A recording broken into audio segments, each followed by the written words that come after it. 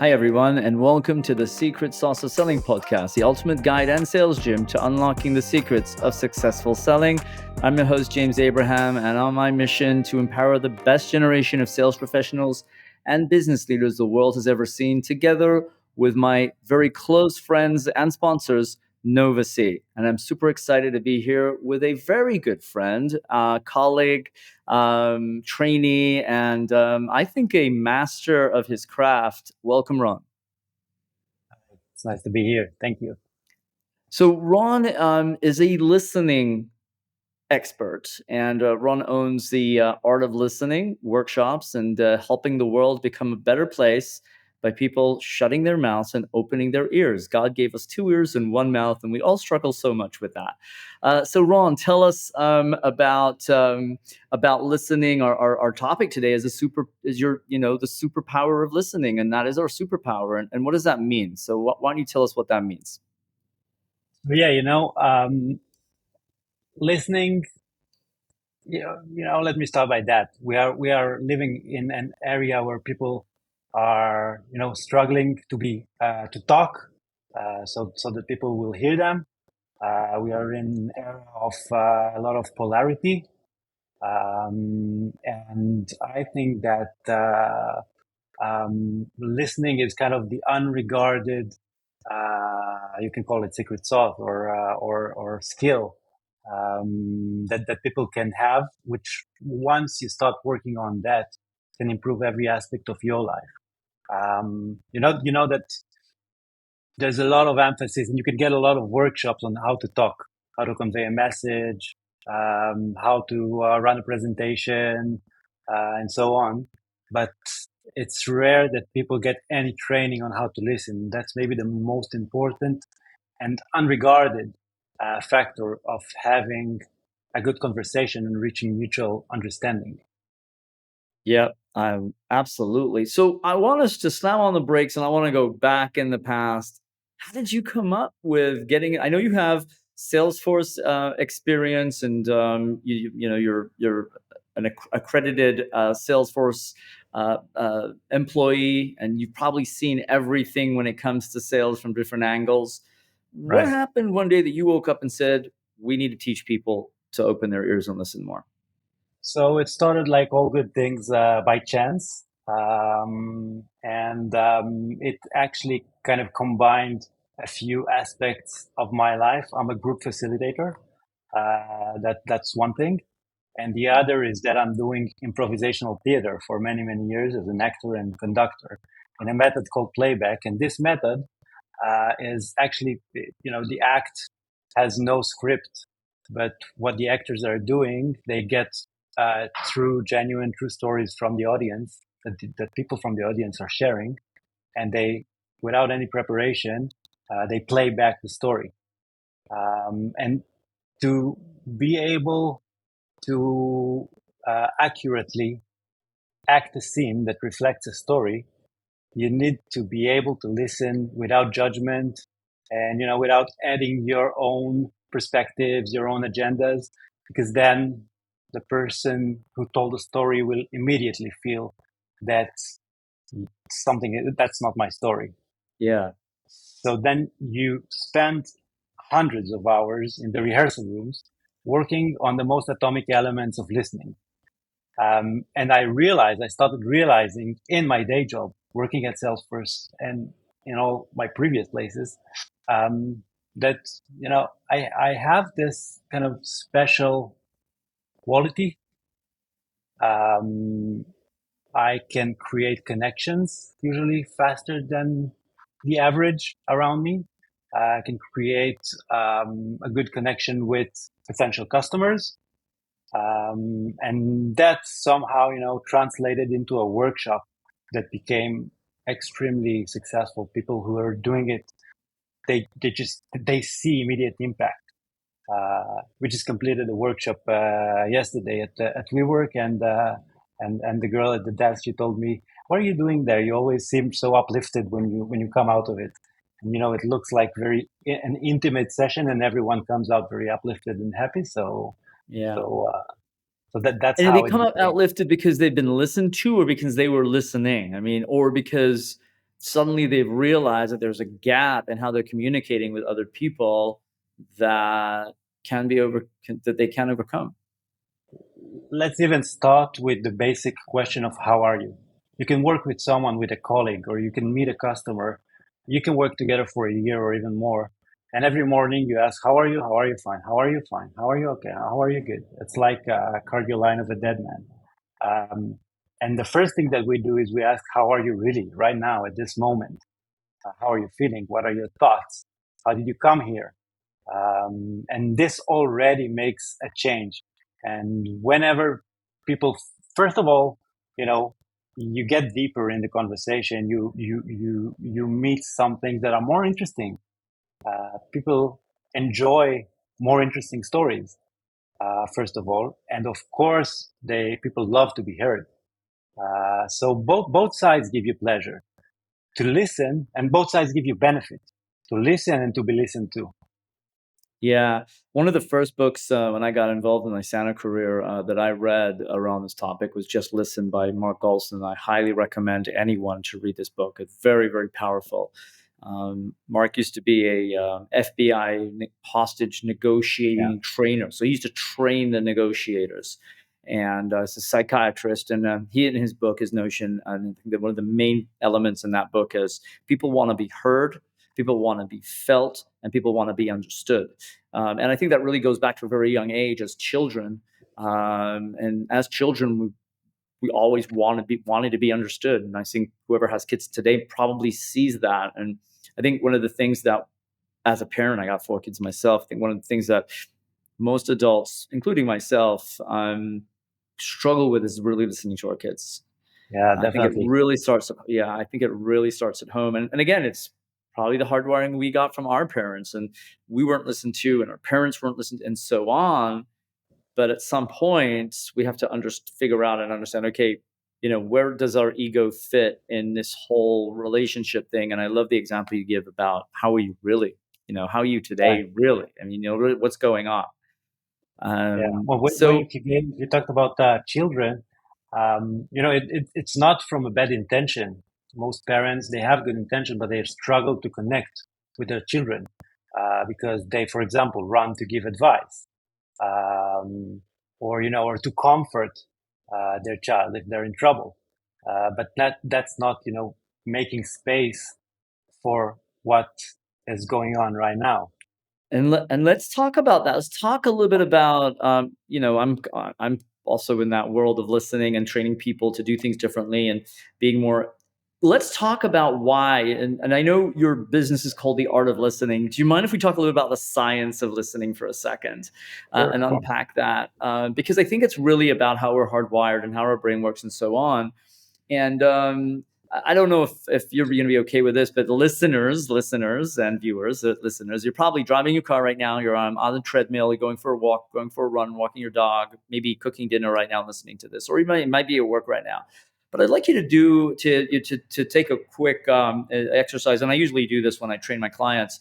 I want you to try and sit still for 5 minutes and close your eyes and don't think about try not to think about a thing. Now, if anyone is able to do that, and freaking awesome. A lot of people meditate, but I mean, it's just clearing our mind. And that is such a difficult exercise because there's just so much going through our head the whole time. Yeah, Tell me, yeah. why do people struggle to open their ears, be attentive, and be focused on one thing or one other person without moving away or without being short on their. I'll give you. You wanted to go to science, so I'll give you a kind of a scientific fact that an average person can talk at a rate of approximately 100 or 120 words per minute. But your mind, with its dozens of millions of neurons, is able to do much more in that time. It's able to process at least 600 words per minute, and it still has capacity for more. For your emotions, for nonverbal signals, and so on, for being stressed, for preparing what to say when the person you're listening to will finish. So, what happens is in that space in your mind between 100 and 600 is that you're busy with thoughts about what you need to do next. I need to pick up my kids. I have an email I didn't answer, or getting irritated or frustrated from what is being said, or from not being able to achieve something, or that the conversation is not going the way you want, or even something might hurt you in the conversation, or take you off balance, or you just think you have the answer and you're just preparing for what you're going to say next when the other person will just pause for a minute. And this way, what your mind wanders. So it's very much similar to mindfulness and to meditation, because good listeners, there's no specific thing in my mind, in my brain, that makes me a better listener than other people. But what after training, what happens is that I can notice that I'm starting to wonder. Exactly as in mindfulness, when you have a thought, you cannot. I mean, don't think of a pink elephant, right? You will think about that.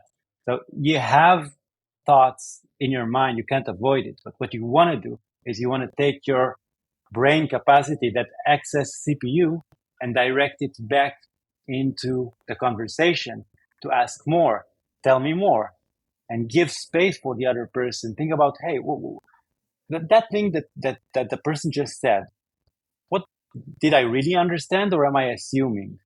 So you can use Yeah. your brain capacity to dive deeper into what your prospect, for example, is saying. 100%. There's so much we can talk about that, from a brain perspective. There's just so much going on, and all the stats and the numbers, and we're always at any point analyzing 11 million pieces of information at any point right now. If anyone's listening, guys, at this very moment, you are now at this point analyzing. Your brain is analyzing the surroundings, 11 million pieces of information, which is crazy. Conscious and subconscious, mostly subconscious, but focusing on, I'd say, controlling those thoughts, moving them away to be more attentive in your listening. I'm a standard guy. I'm a process guy. That's why we have systems in place, right? That's why we have selling systems and processes in place, so that we don't need to overthink it too much. We know exactly. We need to ask the question. We need to pay attention to what they're saying. And attention is, by the way, attention is a currency. You pay it. You have to pay it by shutting up. And actually then following through with follow-up, those following questions, and of course the rest of the process, in order to get to the end of, and from a selling perspective, where we want to get to. So Ron, why don't you share a few maybe tricks and tactics and stuff that you kind of teach, that a couple, one or two, that our listeners can kind of listen into and kind of implement. All right. So first, before we dive into tips, I want to talk about specifically, because we're talking about the secret sauce for selling. So I want to talk maybe a little bit about the specific situation of a salesperson.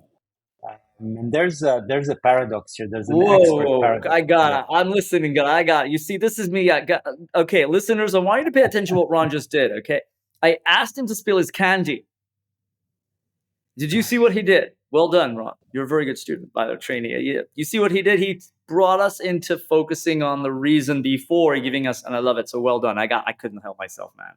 I'm praising you here. So well done. That was a good move. All right. So tell me.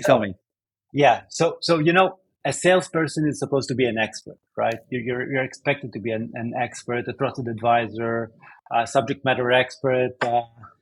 Your prospect is rarely by making buying decisions on the specific service or product that you're offering, and you do it every day. So you know the challenges, you know the benefits, you know that your competitive advantage, and you're eager to spill it out. You're getting paid for that, to advise. And people have the perception that the greatest salespeople are the ones who are most articulate, who can convince. Even if you look at the kind of negative side, even to manipulate someone to buying. And I want to argue against that. And it's research based that the best salespeople are the ones who listen better, because then you can tune into your customer needs really. And that's the paradox. You have to, and especially in the first phases of the sales process, uh, you have to listen to the much more. Let's say even 80% of the time you have to listen. So that's crazy. Think about it. That That's if you 70, have 30, 80, 20. You listen, they talk. If they're talking, they're convincing themselves. If they're talking, people never argue with their own data, right? So those buyers and prospects and clients, if they're doing the talking, it's their freaking idea. And I think this is an ego thing we talked about a little earlier of that salesperson. Is he talking because they need to fill their ego in the room? Or exactly. absolutely. Exactly. Okay, so now the tips and tricks, I will try to define what listening looks like from the perspective of your prospect, of the person speaking. Okay, you're making a discovery or you're trying Yeah. to understand or to uncover the pain of your customer.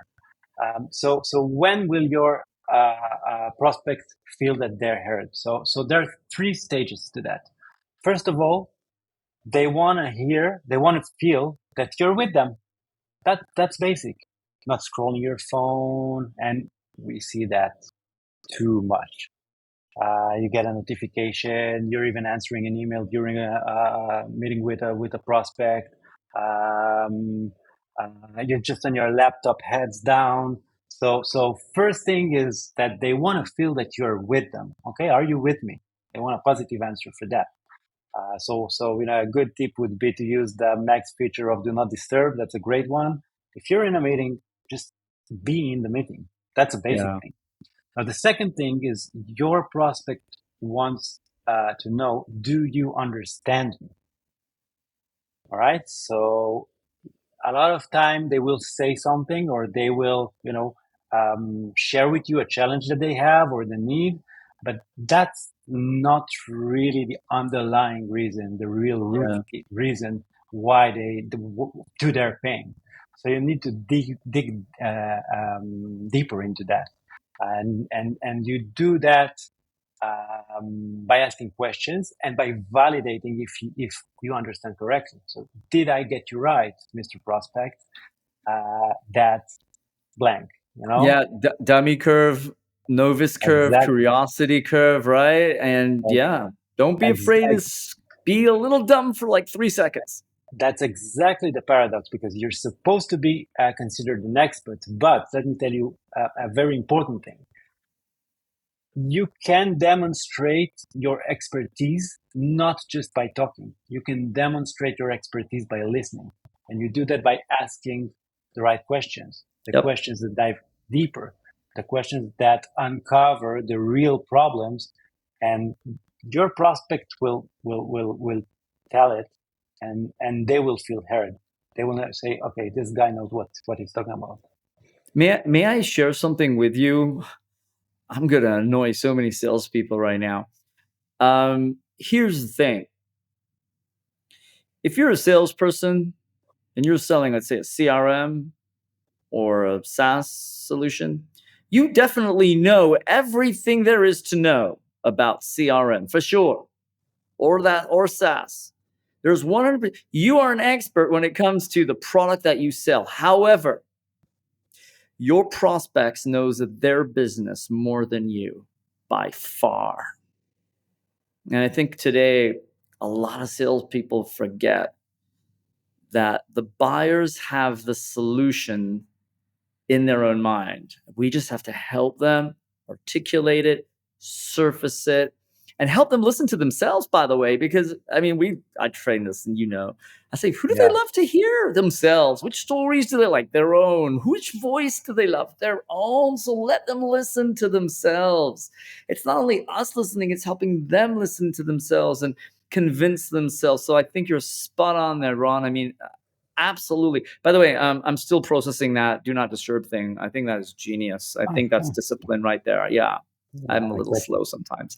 I told you there are three things, but I only told you Yeah. two. So the The third third one, one, the third one, the third one. and that's a tricky one, is do you want what's best for me? Are you in my interest? I mean, do you see my interest? Do you want good for me? Yeah. And this is a tricky one, especially if there are disagreements or you think that they're doing wrong and so on. So a lot of time demonstrating your expertise by talking can make you be perceived as arrogant rather than understanding and wanting the good of the customer. So listening is the best way that you can create this feeling. This creates trust. This creates rapport. This creates a connection and a relationship that your prospect will want to continue because this person Hmm. understands me and he Why wants the why best do for me. salespeople do that? Talk, Yeah, no, why do they rush not to listen talk. well enough, not First consider of the all, buyer's um, best interest? without being judgmental, a lot of time people, as I said, are not being trained on how to listen. And a lot of people think that the best way to demonstrate your knowledge and how great you are and how great is your product is to talk about it and to say how great Yeah. it is. And we Again, know that that's a this is not childhood thing, yeah. Right? exactly. The other thing is that salespeople are under a lot of pressure. They're under a lot of stress to get their numbers. They're multitasking. They have hopefully lots of prospects. They got their managers, sitting on their writing them, wanting them to get the numbers. So they're under a lot of pressure. And again, this is Yeah. something counterintuitive. When you're in pressure, if you want a good result, you need to take a deep breath. Well, I Okay. call this the last prospect on earth syndrome. You know that? The salesperson acts as if this is the last prospect on earth. There's never going to be another one like ever. And then we got to get him now. We got to pressure and push and squeeze. And yeah, when we actually just need to shut up, breathe, collect our Exactly. thoughts, eliminate. And again, I think the best salesperson, people I know, and sales professionals, I'm not going to say salespeople, sales professionals, also sales leaders and CEOs, and revenue professionals. For the most part, I will say this: I always advocate, exercising and working out. But a lot of the really, really, really good ones, they meditate daily in the morning, and they do gather that. I'm a huge, I'm a huge advocate when it comes to meditation as well. I Let think me add another meditation thing. and learning how to control ourselves, self-control, discipline, those thoughts, that noise, that does take time. And if no one's in this profession did not made the decision to be mindful for that, then yeah, it'll definitely be more difficult for them. Definitely. So many similar lines between, the basic practice of mindfulness and meditation and being able to make a discovery call and to listen to your Yeah, prospect. yeah. So, Ron, I usually ask a question at this point. I'm going to make a little bit of an exception this time. I typically ask, what is your secret sauce for selling? But I think today what I'm going to ask you is, what is your secret sauce for listening? So my secret sauce to listening is having genuine curiosity. Because let me explain this one. A lot of people are talking about active listening. Active listening is a method that started circulating about 20 years ago in Yeah. management books, and that's a method. It says look in the eyes, nod your head, move all your distractions, repeat what's being said. Repeat, restate. But when you're applying a technique and you're making it just to get your own interest out of it, make the sale, progress to the next step, and so on, as I said earlier, people can tell. What you need to do is to be genuinely curious with that Yeah. child's state of mind, Natural child. dummy, Yeah. novice curve, whatever Yep. you call it. It's a fundamental curiosity that you really want to understand, and you really question your own biases and your own perception, your own assumptions. Do I really understand this specific customer? What's different about them? What's their real problem? What's their real pain? And only then you can be, confident enough to provide a solution, to be an advisor. So So wait, if I genuine were to put it, curiosity. if I were to define it in a technique kind of context, like a talk track, it would be something like, Mr. Prospect, let me see if I understand what you're telling me, or I'm a little confused. Don't think I'm able to wrap my head around what that means from your perspective or in your world. And I think these techniques are powerful, and anyone who's listening, just maybe this is going to great challenge and exercise for you. If you would count how many times you did that a day, how many times do you think you'd be able to count? You're actually really curious because you want You want to really understand what's going on, not because you just want to close the deal. I think that's another way. There's an art even around that, around asking questions. Some questions can kill a conversation, some questions can open up a conversation. So I urge people to take that listening training, to invest in that. We're not being taught how to listen, not at school, not in our families. Um, so workplaces, they need to invest in that, because um, professionals who listen better get better results, and that is particularly true for salespeople. Yeah. A little, I don't want to.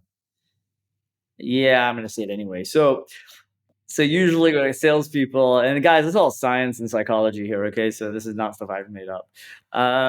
Let's talk about ego for a second. So when someone's ego is too high, they won't want to hear new things. All right. When their ego is too low, they can't hear new things. So won't versus can't when it comes to ego is important. And when it's high, and we got to really measure ourselves sometimes and figure out where we are. And you might know this with your prospects. I'm sure we've all had the prospects that just don't want to listen. They just don't want to listen. They're arrogant, they're egos, and we're asking ourselves, do we even want this prospect as a client down the line? And so it does go both ways, but what does that look like from our end? And I think you're spot on that. I think it's just that training. It's really just working on that muscle, on those muscles that for the most part aren't really developed. Yeah, it's definitely a process getting better at this. It's not like you have like tips or tricks. You have to practice, you have to notice. You have to notice that you didn't listen well, and then learn for the next time. And Can I throw a grenade on the whole thing right now? yeah, Leaders. Let's talk about them. of course. Managers. Yeah. Yeah. What are your listening skills as a manager and as a leader? What are the challenges you find when a salesperson comes in with a problem? Do you actually actively listen to that problem, or do you just solve the problem and get rid of them and move on? So I think Yeah. that's another element, and I think it always starts with leadership and how leadership actually get that involved, and that's why a lot of your work needs to really come in from leadership, right? I mean, they invite you in for the right Definitely. reasons. Definitely. Building Yeah. a culture of listening, a culture Building a of culture of understanding. listening. I love it. I love it. Okay, Ron, quick question. What do you like to do in your free time outside of work to clean your head, just to kind of listen to yourself, to have fun? So I do mainly two things. I said earlier that I'm an improvisational theater actor, so I like to do that. I play tennis, and that's a great, that's also exercise and clearing your mind. So that's the kind of Excellent. things I like to I do. love it. And anything you're listening to recently, podcasts, books, reading, anything kind of interesting that you'd like to share with the listeners and the viewers? And I'd love to learn as well. Anything fancy and nice that can make us smarter and better listeners. I'm always, since I discovered Audible, I'm always listening to books on the road, on my free time. If they're good, I take them everywhere. Uh, you can imagine if you want. um, there's a great book I'm reading right now about culture at work. It's really a good one. I don't remember the name. I'm just too invested in it. But maybe in the description of the episode we can put that. And also I'll throw in a few great books on listening, The Power of Now, Deep Listening, and so on. So there are quite a few books that if people want to get a little bit more, dive deeper into that, fantastic books.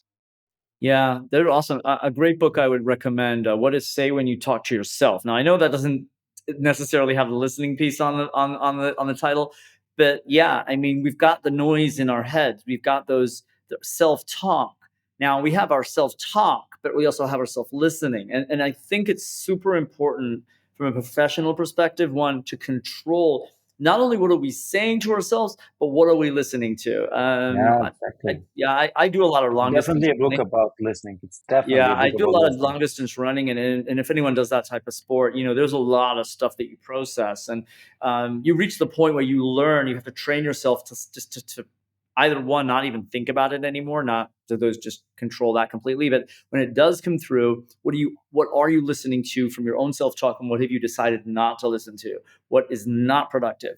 And I think that's a really interesting book for anyone out there that wants to listen to themselves Yeah. in the right way. Yeah, that your thought becomes reality, but then you have to listen to yourself and say, "Oh, it's not me. I just noticed that I have a thought saying something about me." Yep, And that's it's our we call it the your conscious mind is tricking you.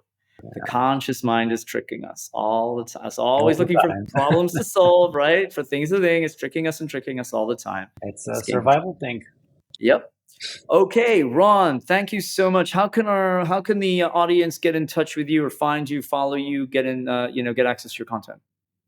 I'm everywhere on social media, on LinkedIn, Facebook, Instagram. Just look up my name. Ron Uh, Gadnir, yeah, The Art of Listening. Ron, thank you very much. Looking forward to seeing you soon. I mean, we're in the neighborhood, so we hang out quite a lot together. And congratulations on your success and for helping the world become a better place. thank you. Thank you for having me. Thanks to Novacy for sponsoring this, and for the audience. I hope you enjoyed this episode and you listened in well. And I'm sure you did a bunch of other things parallel to listening to this, right?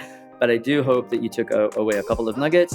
Till next time, click the subscribe button if you haven't done that yet. Until next time, good selling, and whatever you do, make sure you're doing it for the right reasons.